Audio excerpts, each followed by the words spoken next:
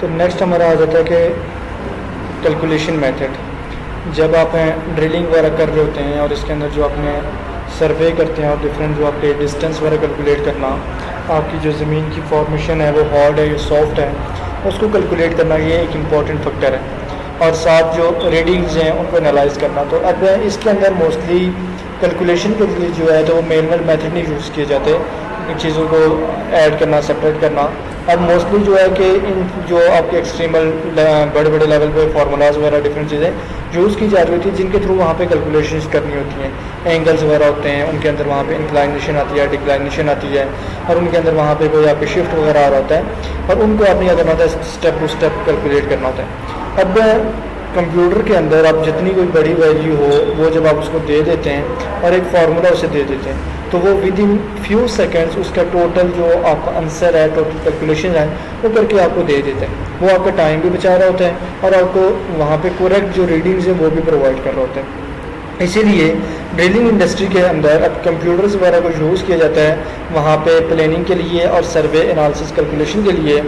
Although the calculations are not extremely difficult to make manually. अब इनके अंदर कुछ कैलकुलेशंस हैं जो कि आपकी मैनुअली अगर की जाए इतनी मुश्किल नहीं है, तो कंप्यूटर इज द डिफ़िकल्टी, और कंप्यूटर ने उनकी आसानी को और आसान कर दिया मुश्किल को, and minimises the possibility of error, और जो इसके अंदर एरर के चांसेस थे उनको भी अब इसने कम से कम कर दिया।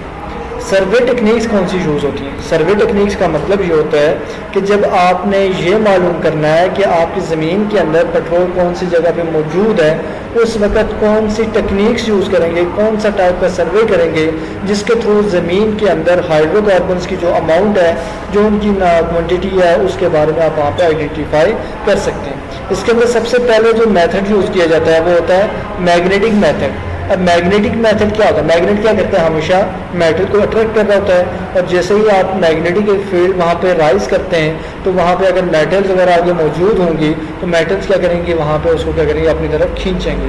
और जहाँ पे आपकी मेटल्स वगैरह मौजूद नहीं है, आगे आपका लिक्विड वगैरह मौजूद है या डिफरेंट चीज़ें, वहाँ पे जो आपकी मैग्नेटिक फील्ड है वहाँ पे आपकी टकराएगी और वापस वहाँ पे रिटर्न होकर आएगी। तो उसके अंदर पता चलेगा जो मैग्नेटिक फील्ड आपका वहाँ पे बन रहा है। मैग्नेटिक फील्ड जब बन रहा होता है तो इसके अंदर जहाँ पे हॉट फॉर्मेशन आ जाएगी ज़मीन की, तो वहाँ पे जो मैग्नेटिक फील्ड का जो ट्रैवलिंग वहाँ पे होगी, ट्रैवलिंग जो स्पीड होगी वो स्लो हो जाएगी। जब वहाँ पे आगे लिक्विड आ जाएगा तो उसकी वहाँ पर जो ट्रैवलिंग स्पीड होगी वो क्या हो जाएगी, फास्ट हो जाएगी। और जब मेटल होगी तो मेटल क्या करेगी, उसे अपनी तरफ और तेज़ी से खींचेगी। अब ज़मीन की डिफरेंट फॉर्मेशन और मैग्नेटिक फील्ड डिफरेंट वे के अंदर काम करता है। तो इसी तरह फिर जब आप वहाँ पे पेट्रोल और हाइड्रोकार्बन को फाइंड आउट करना चाहते हैं तो उसके अंदर हम क्या कर रहे होते हैं, मैग्नेटिक टेक्निक को यूज़ कर रहे होते हैं, मैग्नेटिक कंपास को यूज़ किया जाता है। The magnetic compass is widely used in making directional well survey. अब मैग्नेटिक कंपास मोस्टली तब यूज़ किया जा रहा होता है जब आपने क्या करना होता है, डायरेक्शनल वेल सर्वे करना होता है कि हमने डायरेक्शन कौन सी रखनी है, कितना वहाँ पे हमने मूव करना है, कितने एंगल के ऊपर हमने वहाँ पे वेल की ड्रिलिंग वगैरह करनी है। Magnetic survey instruments are available. अब मैग्नेटिक सर्वे के लिए जो डिफरेंट टूल्स वगैरह, इंस्ट्रूमेंट्स वगैरह यूज़ किए जाते हैं वो अवेलेबल हैं। Single shot instrument that takes only one. एक इसके अंदर जो सिंगल शॉट इंस्ट्रूमेंट है वो क्या करता है कि टेक्स ओनली वन रीडिंग, वो फोटोग्राफ के अंदर जस्ट एक ही रीडिंग दे रहा होता है। Disc film during the run into the well, जब उसे वेल के अंदर वहाँ पे पुट किया जाता है उसके अंदर जब वो क्या करेगा, फोटोग्राफ के अंदर, इमेज के अंदर जस्ट वो एक रीडिंग आपको प्रोवाइड करेगा। जबकि कुछ आपके पास डिवाइसेस ऐसी होंगी, कुछ आपके पास टूल्स ऐसे होंगे जो आपको मल्टीपल शॉट्स प्रोवाइड करेंगे। मीन के जब आप उसको वहाँ पे पुट करेंगे, multiple shot instrument recording many readings on a motion picture type of film during one run.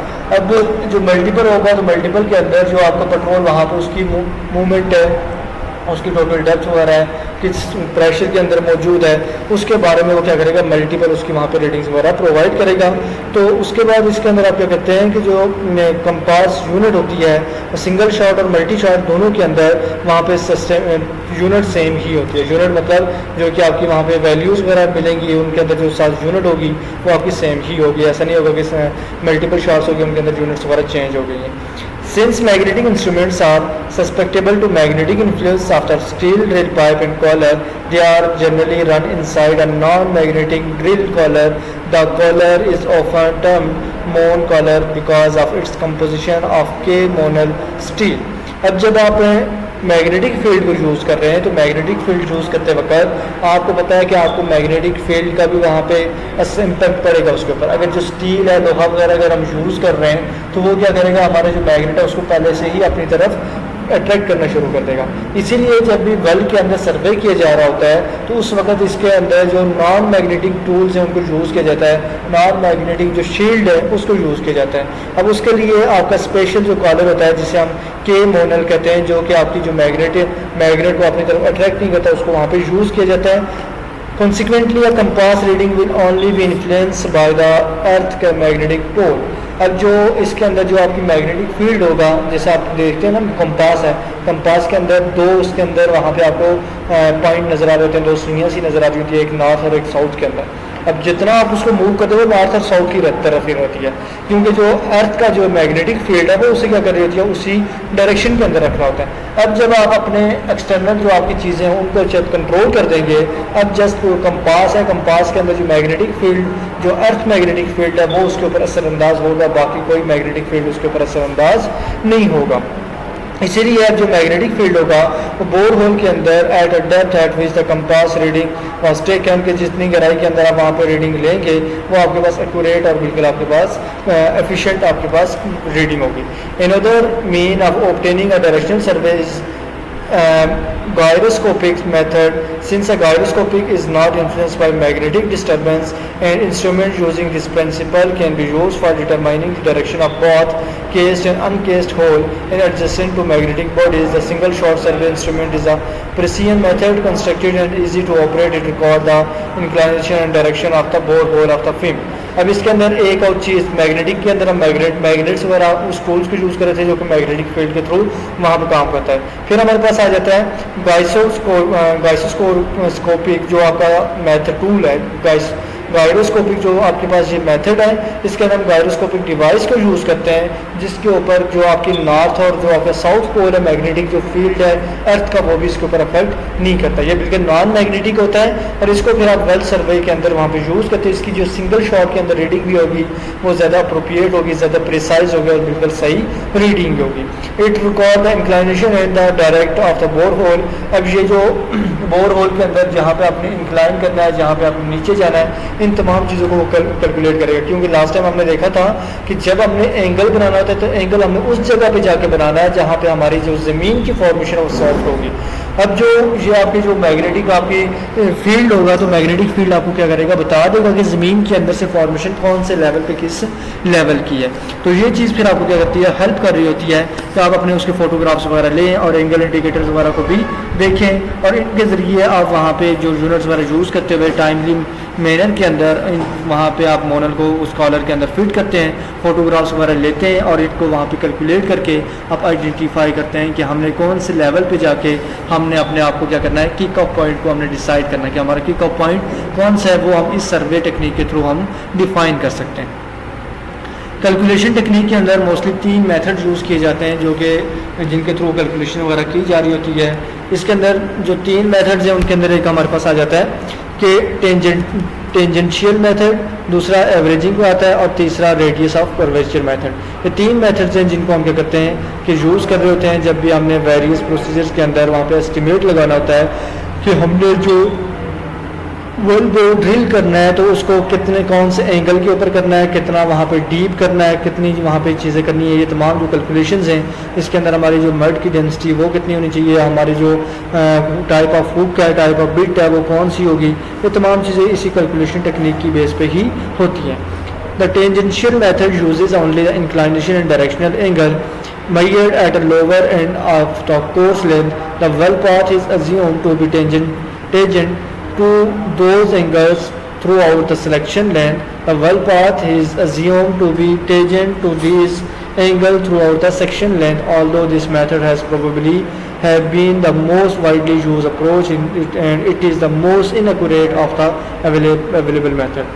Tangential method सबसे इनएक्यूरेट गलत मेथड है जो कि जस्ट वहाँ पे ये क्या करता है कि आपके जो वेल बोर है जहाँ पे इंक्लाइनेशन आ रही होती है या जहाँ पे अपने एंगल वगैरह बनाना होता है वहाँ पे जाके गहराई के अंदर वहाँ पे जाके ये मेजरमेंट्स ले रहा होता है, लेकिन ये मेजरमेंट्स भी जो हमें प्रोवाइड करता है वो ऑलमोस्ट गलत होती है। इसके मैं आपको बताता हूँ टेंजेंशियल आपके जो एंगल वो क्या होता है।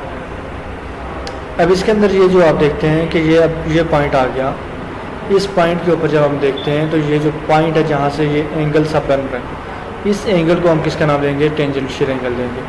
अब इसके अंदर ये जो आपकी इंक्लाइनेशन आ रही है कि जो आपका जो एंगल्स वगैरह बन रहे हैं, फिर इसके अंदर वहाँ पे आपकी कर्व्स वगैरह, ये कर्वेचर का मतलब क्या होता है? टोटल एक ही कर्व करना, कर्वेचर जो हमारा नेक्स्ट आ जाएगा। फिर हमारा ये इंक्लाइनेशन आ जाता है जिसके अंदर आपका जो इंक्लाइंड हो रहा होता है, आपका जो पॉइंट है वो वापस आपका इस तरह से एक ही डायरेक्शन के अंदर नीचे जा रहा है। और टेंजेंशियल के अंदर ये आपकी अप डाउन जो आ रहा होता है इसको हम टेंजेंशियल कह रहे होते हैं। ये तीन जो चीज़ें ये वहाँ पे आपकी मोस्टली क्या होती हैं? यूज़ हो रही होती हैं, जो कि आपकी वहाँ पे अफेक्ट करती हैं आपकी एक्टिविटीज़ को। और आपके जो वेल बोर है, वेल बोर के अंदर जो भी हम एक्टिविटीज़ कर रहे हैं उनको भी ये इसकी वजह से अफेक्ट हो रही है। तो टेंजेंशियल मेथड ये जो आपका यहाँ पे आके ये एंगल वगैरह मैयर कर रहा होता है और ये वहाँ पे प्रॉपर एंगल मैयर ही नहीं कर पाता, सही से वो बता नहीं पाता कि ऑप्टिमाइज वेल पाथ आपका कहाँ पे मौजूद है, कर्व कितनी बनेगी, टोटल लेंथ कितनी है, सेगमेंट्स वगैरह इसके अंदर कितने आएंगे, इसलिए इसको इनएक्यूरेट मेथड कंसिडर किया जाता है।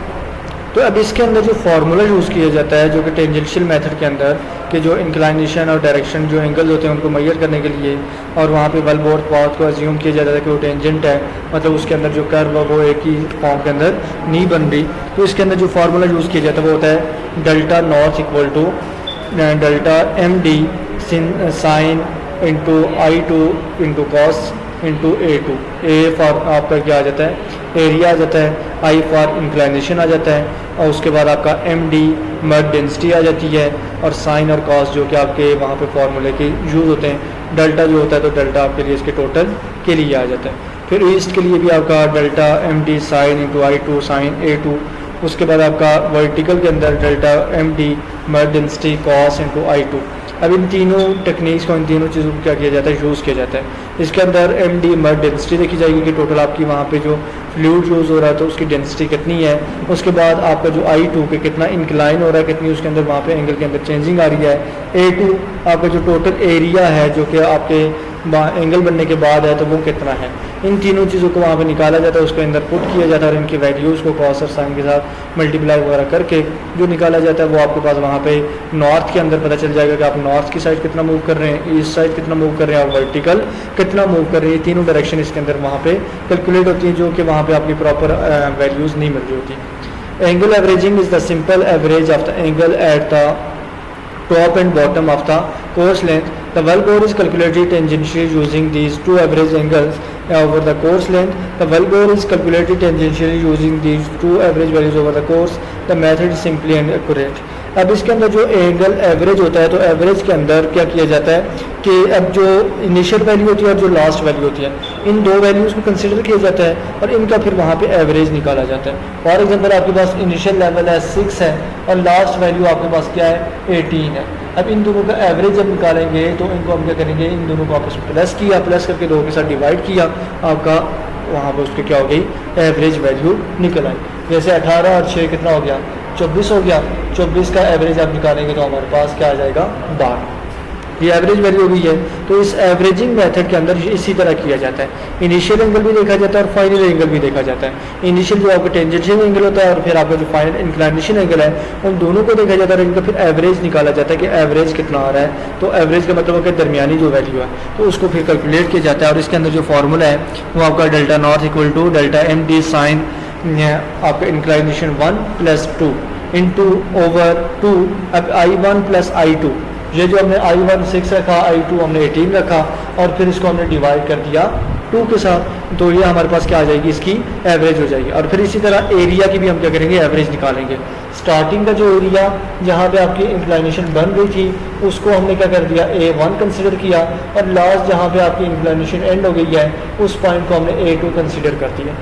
इन दोनों को A1 को हम प्लस करेंगे A2 के अंदर टोटल जो वैल्यूज़ है और उसको भी हम किसके साथ डिवाइड कर देंगे 2 के साथ, और ये भी हमारे पास क्या हो जाएगी वैल्यू निकल आएगी। इन दोनों का हमारा एवरेज निकल आया, इनकी मीडियम वैल्यू निकल आई और इसको फिर हम बाकी जो ऊपर फार्मूला यूज़ किया उसको यूज़ करते हुए हम इसको फाइनल कैलकुलेट कर सकते हैं। और फिर इसी तरह ईस्ट के अंदर भी कैलकुलेट किया जाएगा और फिर इसकी जो वर्टिकल आपकी है वर्टिकल के अंदर जैसे इसकी जो इंक्लाइनेशन एंगल है उसको देखा जाएगा। वर्टिकल एंगल के अंदर आपका एरिया नहीं देखा जाता, एंगल एरिया हमेशा तब आपका देखा जाएगा जब आपका वहाँ पे हॉरिजॉन्टल और वर्टिकल दोनों डायरेक्शन चल रही होती है। The radius of curvature method use sets of angle measured at each end of the porcelain to generate a specific representative curve representing a well-bore bath. It has the shape of the spherical orb. अब ये जो हमने देखी थी कि ये जो आपकी स्फेरिकल ऑर्ब बन रही है, एक आपकी गोलाई के अंदर जो आपकी पूरी कर्व बन रही है, इस टोटल को रेडियस ऑफ कर्वेचर के अंदर वहाँ पे कैलकुलेट किया जाता है और उसके अकॉर्डिंग फिर इसके अंदर वहाँ पे आपकी क्या होती है कि जो शेप्स वगैरह होती हैं उनको कैलकुलेट किया जाता है। और जो आपकी इसके अंदर ये सबसे जो आपका मेथड है कर्वेचर वाला, ये सबसे एक्यूरेट मेथड होता है कैलकुलेशन के अंदर, और it is difficult to do manually, और ये मैनुअली करना भी मुश्किल होता है क्योंकि इसके अंदर जो आपकी वैल्यूज़ होती हैं वो बहुत ज़्यादा होती हैं। इसके अंदर कॉस और साइन वगैरह और इन चीज़ों को आपने सेपरेटली यूज़ करना होता है। एरिया के अंदर इसके अंदर आप उसको यूज़ करते हैं। कर्व जब भी आपकी बनती है तो कर्व के अंदर आपकी जो लास्ट वैल्यू होती है और जो इनिशियल वैल्यू होती है उन दोनों को आपस में माइनस किया जा रहा होता है और फिर देखा जा रहा था कि उसके अंदर कितना वहाँ पे आपका कर्व आ रही है, कितनी उसके अंदर चेंजिंग आ रही है, क्योंकि पहले आपकी कर्व नीचे जा रही है फिर आगे जा रही है, इन दोनों के अंदर वहाँ पे आपकी चेंजिंग आ रही होती है तो उसको वहाँ पे माइनस के थ्रू ही वहाँ पे कैलकुलेट किया जाता है। अगर ये कर्व आपकी वर्टिकल होती तो वर्टिकल के अंदर जैसे क्या किया जाता, प्लस किया जाता। इस तरह से क्या किया जा सकता है कि आपके वहाँ पे कैलकुलेशन की जाती है, कैलकुलेशन करके तो इन चीज़ों को वहाँ पे मैयर किया जा रहा होता है। तो अभी नहीं की आगे कैलकुलेशन वगैरह कुछ की गई हैं जो कि आपके वहाँ पे यूज़ की जा रही है। Dog leg severity, large angle changing occur over short course length can place high bending stress on the pipe। अगर आपका क्या हो रहा है कि लार्ज एंगल चेंज, अगर आपकी जो वर्टिकल ड्रिलिंग हो रही है या आपकी कोई भी ड्रिलिंग है उसके अंदर आपका जो लार्ज एंगल चेंज, एंगल क्या है, ये आपका जो एंगल बन रहा है 90 डिग्री से चेंज हो रहा है, इसके अंदर एकदम से अगर चेंजिंग आ रही है, एकदम से चेंजिंग आएगी और जो आपकी पाइप वहाँ पे मौजूद होंगी उनके ऊपर भी बहुत ज़्यादा वो स्ट्रेस डालेगी। तो इसके अंदर फिर क्या होता है कि in addition to this dog leg can cause key seating problem, और की सीटिंग प्रॉब्लम में इसके अंदर क्या होगी कि पाइप स्टक होने के जो चांसेस है वो भी बढ़ सकते हैं। तो मोस्ट ऑपरेटर क्या करते हैं कि वहाँ पे एक लिमिट सेट कर देते हैं कि इतना हमने एंगल यूज़ करना है 100 फीट के अंदर, उसके बाद हमने इतना एंगल चेंज करना है, जो कि हमने ऊपर भी चेंज ऑफ एंगल देखा था कि हमने मिनिमम इतना एंगल चेंज करना है और मैक्सिमम एंगल इतना चेंज करना है, और 100 फीट का हमने क्या करना है डिस्टेंस मेंटेन करना है, ताकि जो डॉग लेग सेवेरिटी है, डॉग लेग सेवेरिटी का मतलब होता है कि स्टकिंग पाइप की जो वहाँ पे इश्यूज़ हैं, आपका जो वेल बोर रुकने का इश्यूज़ हैं, और उनको रोकने के लिए जो आपके वहाँ पे कोशिश की जाती है उसके अंदर जो आपकी एंगल सेवेरिटी होती है उसको वहाँ पे मॉनिटर किया जाता है और उसको वहाँ पे कैलकुलेट करके उसको वहाँ पे आपका क्या किया जाता है पुट किया जाता है, और इस तरह से आपका चैप्टर क्लोज हो जाता है। मुश्किल है।